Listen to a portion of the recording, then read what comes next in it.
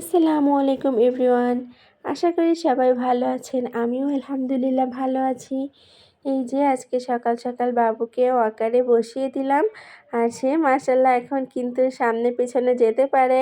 যদি তাকে ডাক দেই তাহলে আবার আমার কাছে আসতে পারে সামনের দিকে। এখন সে অনেকক্ষণই খেলে। আর দেখুন আমার ঘরের কি অবস্থা। যেহেতু আমার একটা রুমের মধ্যে পুরো কবুতর দিয়ে ভর্তি ছিল, আপনাদেরকে একদিন দেখিয়েছিলাম। আর সেগুলোকে এখন ছাদে ট্রান্সফার করা হচ্ছে, ওদের জন্য নতুন করে ঘর বানিয়ে দেওয়া হয়েছে। আর সেগুলোকে রাতে নিয়ে যাওয়া হয়েছে, আর বড় একটা খাঁচা আবার ঘরে রেখে দিয়েছে, এটাকে একটু পরেই নিয়ে যাবে। তো এরপর তো আমার কাজের শেষ নেই। এই ঘরটার যা অবস্থা হয়েছে, এতদিন এই ঘরের জন্য বারান্দায়ও যেতে পারতাম না, এত গন্ধ লাগতো, কেউ ঘরে ঢুকতামও না। শুধু যারা কবুতরকে খাবার দিত তারাই এই ঘরে ঢুকতো।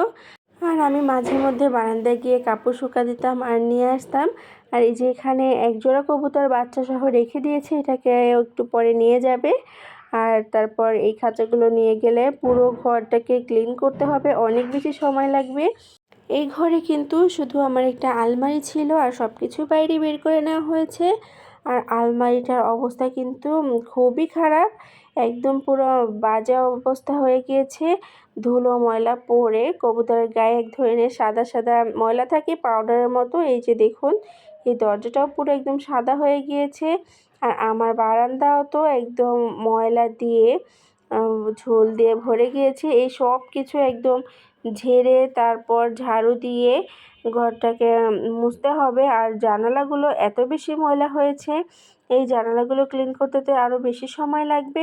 তো বাবুকে এতক্ষণ কিভাবে রাখবো, তো এর জন্য ওকে একটু সেরেল্যাক বানিয়ে খাইয়ে নিচ্ছিলাম। আর ওকে খাইয়ে দিয়ে বাচ্চাদেরকেও একটু নুডলস নাস্তা তৈরি করে দিয়েছি। ওরা মাশাআল্লাহ খুব মজা করে খেয়েছে। আর এই যে সসটা যে বানিয়েছিলাম, সেই সস দিয়েই ওরা খেয়েছে। আর এই যে দেখুন, মাঝখান থেকে একটু ক্লিপ নিয়ে নিয়েছি। আমি ঘরটা ক্লিন করছিলাম, আর বাবুটাও অনেক বেশি কান্না করছিল। ওকে কোলে নিয়ে করাটা তো অনেক বেশি মুশকিল হয়ে যাচ্ছিল। তারপরও যাই হোক, অনেক কষ্ট করে একটু করেছি। আবার আমার মেয়েটার কাছে কতক্ষণ দিয়েছি। তারপরে এই ঘরটা পরিষ্কার করতে আমার 2-3 ঘন্টা সময় লেগে গিয়েছে। আর দেখুন ফাইনাল লুকটা, মাশাআল্লাহ। এখন আমি খুব সুন্দরভাবে ঘরটাকে একদম পরিষ্কার করে নিয়েছি। আর আমার যে হেল্পিং হ্যান্ড আন্টি আছে, উনিও লাস্টের দিকে এসেছিল, তখন এসে শুধু ফ্লোরটা মুছে দিয়েছে। আর সব কিছু একদম সাবানের পানি দিয়ে খুব সুন্দরভাবে আমি ধুয়ে মুছে নিয়েছি। দেওয়ালগুলো একটু ঘষে ঘষে পানি দিয়ে ধুয়ে নিয়েছি, যেহেতু ময়লা চারদিকে পুরো ছড়িয়ে ছিটিয়ে ছিল, তো অনেক বেশি কষ্টও হয়েছে। যাই হোক, এখন সবশেষে পরিষ্কার দেখে মাশাআল্লাহ খুবই ভালো লাগছে। আর এই ঘরটা পরিষ্কার করতে গিয়ে কিন্তু পুরো ঘরে নোংরা হয়ে গিয়েছে, বাকি রুমগুলো তো সবগুলো পাপোশ ধুয়ে দিয়েছিলাম। আর আমার এক্সট্রা অন্য কোনো পাপোশ ছিল না, তবে এই পাপোশটা আমি নিজের হাতে তৈরি করেছিলাম, আর সেটাই আজকে বিছিয়ে দিয়েছি। আর এই যে দেখুন, মাশাআল্লাহ মাশাআল্লাহ, সবাই অবশ্যই মাশাআল্লাহ বলবেন। আমার বাবাটা তার জীবনের প্রথম শবে বরাতে পাঞ্জাবি পরেছে। ওর বোনরা তো ওকে খুবই আদর করছিল। মাশাআল্লাহ, আমার বাবাটা কিন্তু তার 2 বোনের খুবই আদরের। আর আমার শ্বশুর গিয়ে আমার বাবার জন্য 2টা পাঞ্জাবি নিয়ে এসেছে। তো একটা সাদা আর একটা কালো, আর সাদা পাঞ্জাবিটা সেই পরিয়ে দিয়েছে। আমার মেয়েটার ইচ্ছা ছিল, বাবু হওয়ার আগেই বলতো, আম্মু আমার যদি একটা ভাই হয় তাহলে ওকে ঈদের সময় একটি পাঞ্জাবি কিনে দিবা, পাঞ্জাবি পরাবো, তাহলে ওকে খুবই সুন্দর লাগবে।